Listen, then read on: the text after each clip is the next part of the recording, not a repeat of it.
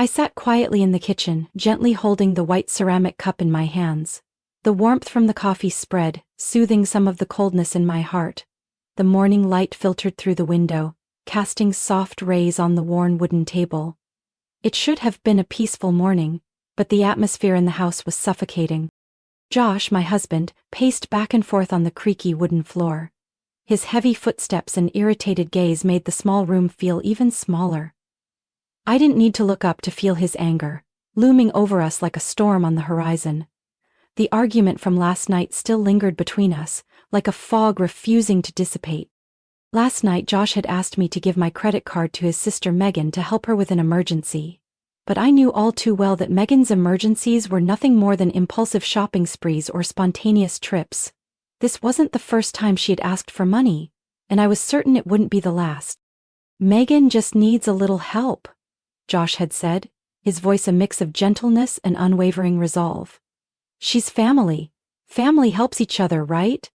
I had tried to stay calm, responding with measured words. "Josh, I understand. But we have our own limits. We can't keep paying for Megan's mistakes. She needs to learn to take responsibility." My words were like gasoline on a fire. Josh immediately exploded, his voice echoing through the house. "You don't understand anything. You don't have siblings. You don't know what it's like to take care of family." I stayed silent, not wanting to escalate the argument. I knew any reasoning would be pointless. We had been through this cycle too many times. Every time it ended with me giving in and Megan walking away with more money to waste. But not this time. I had made my decision, and I wouldn't change it. This morning I sat there, quietly sipping the bitter coffee. The bitterness on my tongue mirrored the sadness in my heart. Josh kept pacing, his footsteps tapping against my patience. Each time he passed by, I could feel his gaze piercing through me, filled with silent pressure and unspoken threats. "We need to talk, Josh," I said, breaking the oppressive silence. "We can't keep going like this. Megan needs to learn to be independent. It will be good for her and for us." Josh stopped, turning sharply toward me. His face was flushed, lips pressed tightly as if holding back an eruption. "You're so selfish, you know that? My family needs help and all you think about is yourself." I took a deep breath, trying to keep my voice gentle but firm. "I'm not being selfish. I'm trying to protect our own family. We can't keep cleaning up after others. Megan needs to grow up, and sometimes the best help is not helping." "You don't understand anything," Josh shouted, his voice shattering the fragile peace in the kitchen. "Who do you think you are to judge my sister? You don't have a family, so you don't know anything about loyalty." His words cut through me like a knife. I tightened my grip on the cup, feeling its warmth failing to chase away the coldness seeping into my bones. "I may not have siblings," I responded, my voice quiet but resolute. "But I understand responsibility. And right now our responsibility is to maintain stability in our own family. We can't keep going on like this, Josh." He stood still for a moment, his shoulders seemingly slumping. I thought, perhaps, my words had finally reached him. But as hope flickered, his expression hardened. "You are going to give your credit card to Megan," he said, his voice low and threatening. "She'll be here this afternoon, and you'll hand it to her with a smile. Do you understand?" A shiver ran down my spine. Josh's tone had shifted from pleading to commanding, but I knew I couldn't back down. "No, Josh, I won't do that. If she really needs help, we can find another way. Maybe help her create a budget or find a financial advisor, but I won't give her my credit card." My words seemed to ignite his fury. Before I could react, he lunged for his coffee cup on the counter. Time seemed to slow as I saw his hand rise, and then the dark liquid arced through the air, crashing onto my face. I gasped, the scalding heat spreading across my skin. My breath came in ragged bursts, not just from the physical pain but from the shock. The cup clattered to the floor, shattering into tiny white shards, like the sharp fragments of my breaking heart. Josh stood there, his face red and his voice roaring. "You'll pay for this. When Megan gets here, you better do exactly what I said or else." I couldn't hear the rest. Everything blurred into chaos. The man who once held my hand at our wedding, who had promised to love and protect me, was now standing before me with a cold gaze and words as sharp as knives. I slowly raised my hands to my face, feeling the raw heat of my skin and the sticky coffee clinging to me. I looked at Josh. at the kitchen that had once been a sanctuary of peaceful mornings, and now it was nothing but a battlefield of brokenness and pain. I stood there, breathing heavily, my face stinging from the hot coffee. The physical pain was nothing compared to the ache in my heart. Everything around me felt alien, as if I had walked into someone else's home, not the place I once called my own. The beautiful memories had become nothing but a fragile shell, barely covering the deep cracks of a marriage long decayed. Josh left the house after shouting threats, the door slamming shut, tearing apart the already fragile silence. I collapsed onto the chair, the kitchen towel in my trembling hands, dabbing at the coffee dripping from my hair onto my collar. Sharp waves of pain radiated through my skin, but I sat still, frozen by an invisible fear. The cold from the floor seeped into my bare feet, dragging me back to the harsh reality. I can't stay here anymore, the voice in my head echoed, stronger and clearer than ever. The images of what had just happened flashed through my mind: the shattered cup, Josh's fierce gaze, the burning sensation of coffee on my skin. All were undeniable signs that I could no longer ignore. With hands still shaking, I reached for the phone on the kitchen counter. The screen displayed old messages, missed calls from friends I had gradually distanced myself from. Josh didn't like me socializing too much, and I had unknowingly allowed myself to fall into isolation. But there was still one name that made me pause: Clara.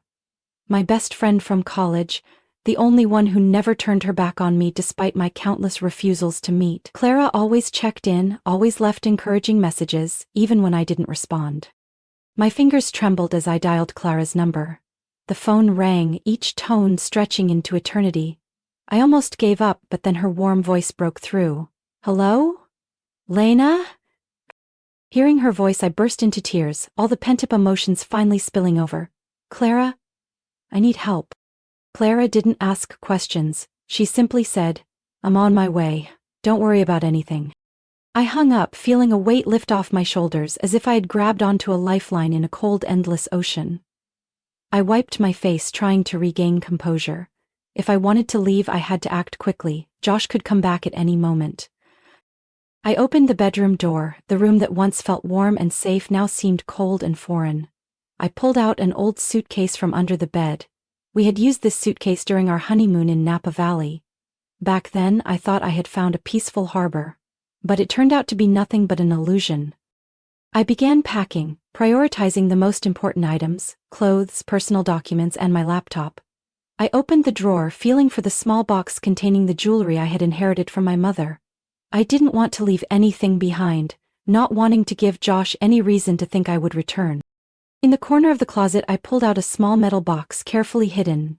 Inside was a wad of cash, the money I'd been saving for months. Every time I went shopping or ran errands, I kept a bit of change, silently building a nest egg like a little bird. I didn't know why I had done it, but now I was grateful for my own foresight. When the suitcase was full, I returned to the kitchen, where shards of the broken cup still lay scattered on the floor. I knelt down, carefully picking up each piece, as if gathering the fragments of my own shattered self. Each sharp piece of porcelain reminded me of my broken marriage, of the hopes that once flowed warmly, now reduced to emptiness. The doorbell rang, startling me. I stood up, my hands still clutching the cold shards. My heart pounded in my chest, fear weighing down my steps. But then, the familiar voice of Clara called out, "Lena, it's me."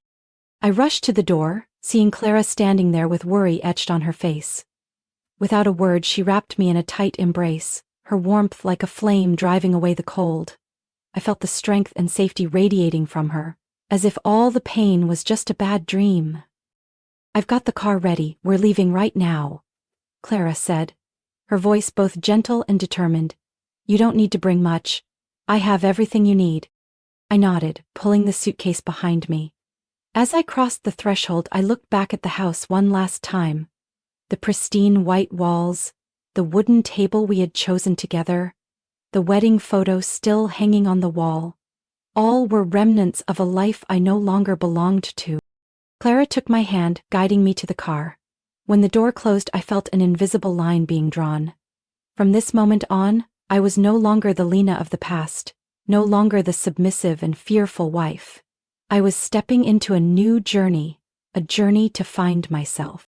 The car moved forward and the small house faded in the rearview mirror. I felt a sense of relief as if a heavy backpack had been lifted from my shoulders. Clara turned on soft music, the gentle melody soothing me into a rare sense of safety. We didn't speak much during the drive, but Clara's presence was a solid anchor.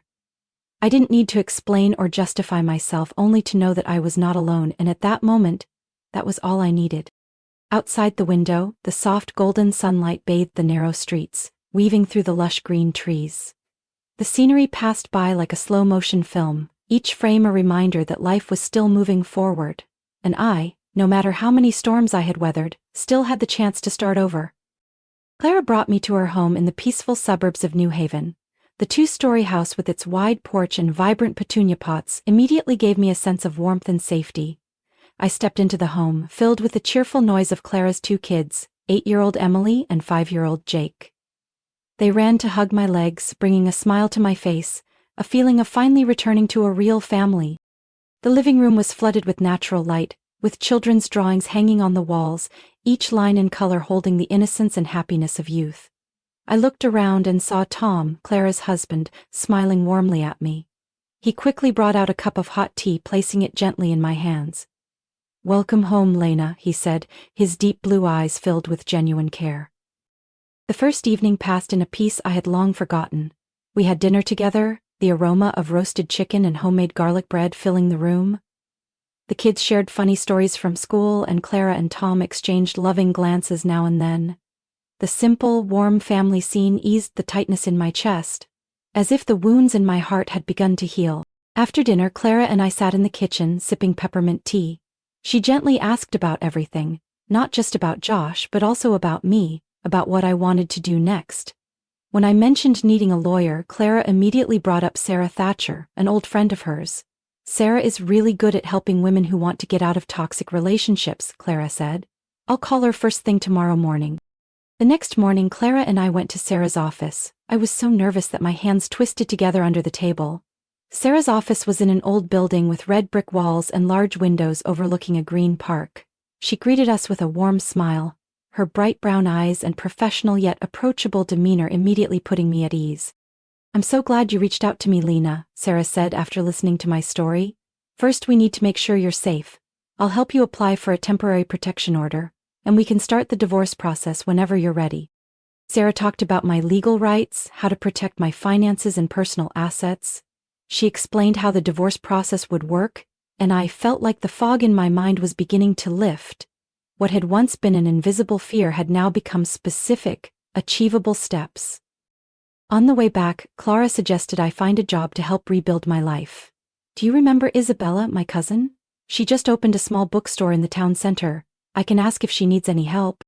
The idea of working in a bookstore unexpectedly warmed my heart. I had always loved books, had once dreamed of becoming a writer before those dreams were crushed during my years with Josh. I nodded, feeling a small spark of hope reignite within me. The next day I met Isabella at her bookstore, the Cozy Nook. The place felt like stepping into another world, tall bookshelves reaching the ceiling, warm golden lights, and the comforting scent of new paper mixed with fresh coffee from the small cafe inside. Isabella, with her short hair and radiant smile, immediately made me feel at ease. "Clara told me about you," Isabella said as we sat in a corner of the cafe. "This store is my dream, but I really need someone to help out. Would you like to give it a try?" Without hesitation, I nodded. "I'd love to. I need to start over somewhere, and this seems like a wonderful place to do that." From the very first day, I fell in love with the work at the bookstore. Organizing new arrivals, recommending books to customers, and especially the peaceful moments sitting in the cozy corner reading, all made me feel like I was slowly rediscovering myself. Each day that passed, I felt stronger, more confident, and less haunted by my past. Isabella was not only a great boss but also a new friend. She always found ways to encourage me, from small things like picking a good book to genuinely supportive words when she noticed I seemed withdrawn. "You're starting over, Lena," she said one day as we arranged newly arrived books, "and I believe you'll find your path." Every afternoon, as the sunset cast a golden hue through the bookstore windows, I would sit in the cafe corner, watching people go by and wondering where this new life would lead me. Bit by bit, I began writing in my journal again, capturing my thoughts and feelings. Writing became my outlet, helping me realize I still had so much to say, so many stories to tell. Even though the road ahead held challenges, I knew I was no longer alone. I had Clara, her family, Isabella, and a job that made me feel valued. And most importantly, I had myself. A stronger, braver Lena than ever before. One autumn afternoon, the soft sunlight filtered through Clara's living room window, casting a gentle glow on the plush carpet. I sat in the armchair, flipping through a new book borrowed from Isabella's bookstore, but my mind couldn't focus. The peaceful days with Clara's family felt like a sweet dream, but I always knew the storm wasn't truly over. Clara had taken the kids to the park, and Tom was still at the office. The house was so quiet, I could hear every tick of the clock. Suddenly, the doorbell rang, breaking through my thoughts.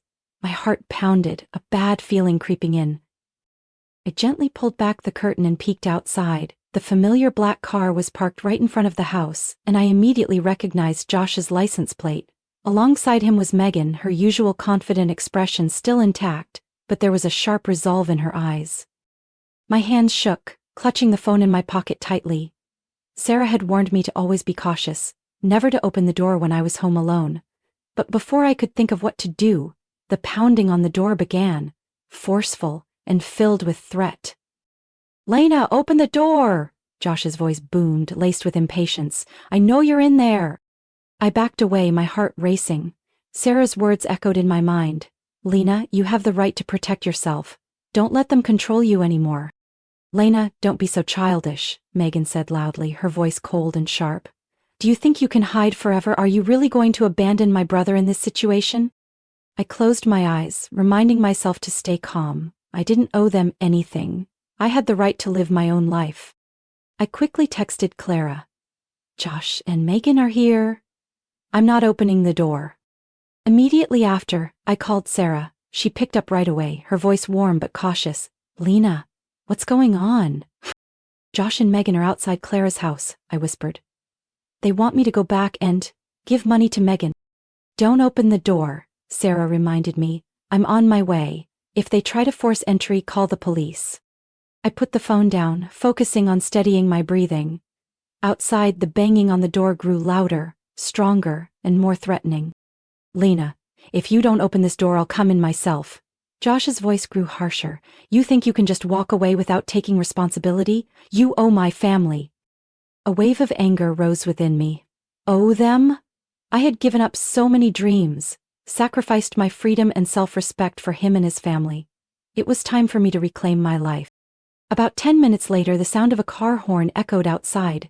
Through the window, I saw Sarah stepping out of her silver SUV, her professional attire and high heels only adding to her authoritative aura. She approached the door, her expression calm, but her eyes unwavering. "Josh, Megan, what are you doing here?" Sarah's voice was clear and strong. "None of your business," Megan shot back, but her voice lacked the confidence it usually held. "Actually, this is exactly my business," Sarah responded, pulling out her attorney's card. "I am Lena's legal representative. According to the temporary protection order, you are not allowed to approach her. If you don't want legal trouble, I suggest you leave immediately." Josh hesitated, his eyes wide with surprise. "You think you can stop me? Lena is my wife. I have a right to talk to her." Sarah remained composed.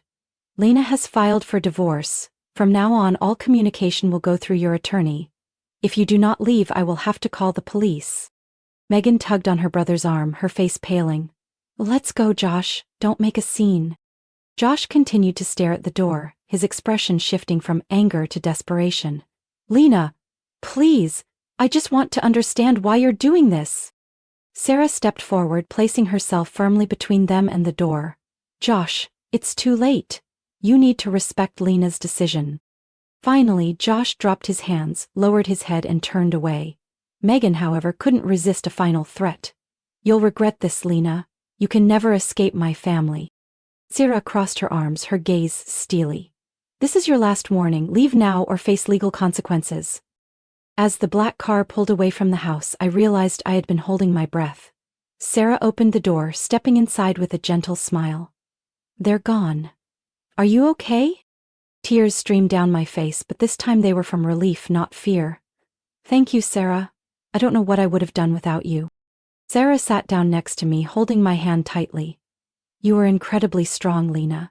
Standing up for yourself is never easy, but you did it. This is just the beginning, but I believe you'll get through all of it. For the first time in months, I truly believed I could rebuild my life, break free from the cycle of control and toxicity of the past, and most importantly, I knew I was no longer alone on this journey. In the days following Josh and Megan's appearance at Clara's door, I slowly began to feel true relief. It was as if a heavy backpack had been lifted off my shoulders. I started breathing more deeply and appreciating the crisp morning air. Clara and her family's presence helped me find a sense of home again, but I knew that to truly heal, I needed to start building my own independent life. One Saturday morning, while sipping a hot cup of coffee by the window, I came across a flyer for a community yoga class. Find inner peace. The bold letters on the pastel-colored paper seemed to whisper directly to me. I used to love yoga. It was a time when I connected with myself, but during my years with Josh I had forgotten that passion. I decided to try the class. The yoga studio was in a small cultural center near Isabella's bookstore. The room was filled with natural light, yoga mats spread out across the polished wooden floor. The instructor, Mia, a woman in her 40s with a gentle voice and a warm smile, welcomed me with a light hug. Just relax and listen to your body, Lena, she said, as if she could see the wounds I carried. The first session was not easy. My body was stiff, every stretch brought discomfort, but every time Mia guided us to breathe deeply and let go of worries with each breath, I felt layers of heaviness in my mind being washed away. In the final Savasana pose, lying on the mat with my eyes closed, I could hear the peaceful rhythm of my own heartbeat. It was a feeling I had long forgotten, the feeling of inner peace. Clara noticed the change in me. You look so much brighter, Lena. I'm so glad you've found something that makes you happy. Every evening after the kids had gone to bed, we would sit together in the armchair, sipping herbal tea and talking about future plans. Clara always encouraged me to write again, knowing how much I used to love creating stories. Why don't you try keeping a journal? She suggested. It doesn't have to be fancy, just write down what you feel. It could be a way for you to process your emotions. I started writing, initially just short lines about my feelings each day, but gradually stories began to take shape. I wrote about a brave woman weathering the storm, about the journey of finding oneself after the darkness. Each page felt like a step forward on my path to healing. Working at the bookstore also made me fall in love with life again. Isabella, with her enthusiasm and positive energy, always found ways to make each workday enjoyable. On quiet afternoons when the customers had gone, we would sit by the cash register sipping chamomile tea and sharing our favorite books. Isabella even suggested I write a few book reviews for the store's blog. You have such a genuine way with words, Lena. I'm sure our customers will love what you share. Gradually I began to earn a stable income and started thinking about finding a space of my own. Sarah, with her thoughtful and dedicated approach, helped me manage the legal proceedings of my divorce. She also encouraged me to bravely look for a small apartment, a place where I could truly start over. I found a charming studio apartment in the suburbs. It wasn't big, but it had a window overlooking a green park, a compact kitchen, and a cozy nook where I could set up a writing desk. On moving day, Clara, Tom, and both kids helped me organize everything. Their laughter and bustling footsteps filled the space with life.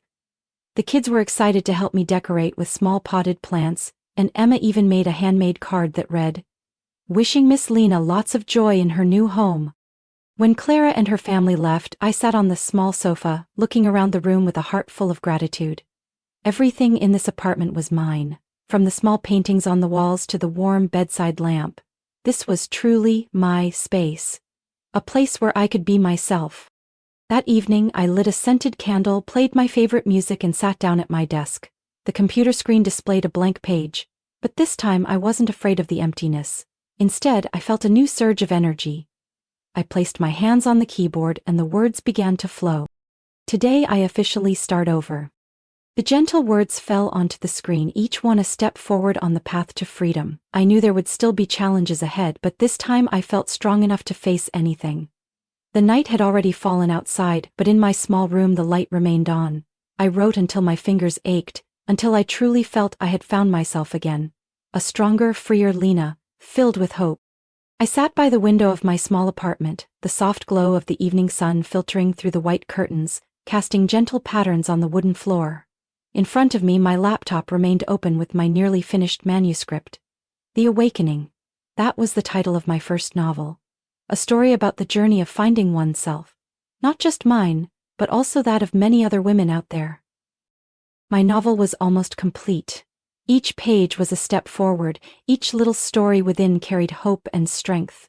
I wrote about sleepless nights, about pain and heartache, but I also didn't forget to write about the glimmers of light, about the hands that reached out to me when I needed them most.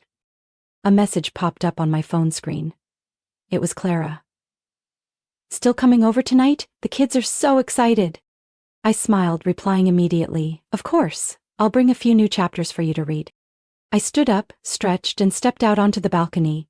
The cool air carried the gentle scent of wildflowers from the roadside. I looked down at the small street, where children played, their laughter echoing through the air. A sense of peace wrapped around me, as if all the past hurts had truly been left behind. Since moving into this apartment, I had found a new rhythm of life. Every morning, I woke up early, brewed a fragrant cup of coffee, and began to write. My job at Isabella's bookstore made me feel valued, meeting people who loved books and hearing their stories. Isabella had even started planning a book signing event for me if The Awakening got published. The thought filled me with both excitement and motivation. That evening I went to Clara's house. Her warm home, filled with soft yellow lights and the smell of freshly baked goods, instantly made me feel welcome. The kids ran to hug me, their small embraces overflowing with love. Tom was busy grilling in the backyard, sharing funny stories that kept everyone laughing. In that moment I realized I had truly found a family, not through blood, but through genuine love and connection. Clara and her family showed me that no matter how many storms I had faced, I could still find a rainbow. When dinner ended, Clara pulled me aside, her eyes bright with excitement. "I have good news for you," she whispered. "Sarah just called me. Your divorce has been approved by the court. All the paperwork is finalized. You are officially free, Lena." My heart seemed to stop for a moment, and then the emotions burst forth. I hugged Clara tightly, tears streaming down my face, but this time they weren't tears of sorrow. They were tears of liberation, of joy, and of hope. I was truly free, not only legally but also in my soul. That night, when I returned to my apartment, I opened the windows, letting the cool night breeze fill the room. I sat at my desk, reopened the manuscript I had been working on. The cursor blinked steadily on the blank screen, but this time, I knew exactly what I wanted to write. Tomorrow is a new day. I used to be afraid of each morning, but now, I embrace it with gratitude. The sun will rise and I will continue walking my own path, with an open heart and a free spirit. This is not just the end of an old chapter, but the beginning of a bright new one in my life. I clicked save, closed my laptop, and stepped out onto the balcony. On the horizon, the city lights sparkled like stars, reminding me that life goes on, that so many beautiful things are still waiting for me ahead. I took a deep breath, feeling the breeze caress my skin. Everything was peaceful, and I knew that at last I had found myself. My story was still unfolding, but this time, I was the one holding the pen, writing new chapters with courage and love for myself. Lena's story is not just a journey of overcoming pain and finding oneself, but also a testament to the inner strength that lies within each of us. In real life, we all face challenges, sometimes even deep wounds from toxic relationships or unfair circumstances. However, just as Lena did, as long as we are brave enough to set boundaries, love ourselves, and seek help when needed, everything can change. Life always offers new opportunities to those who stand up and continue writing their own story. What do you think of Lena's journey and her courageous decision? Share your thoughts in the comments below. Don't forget to hit follow to stay tuned for more meaningful and real-life stories about family life in upcoming videos.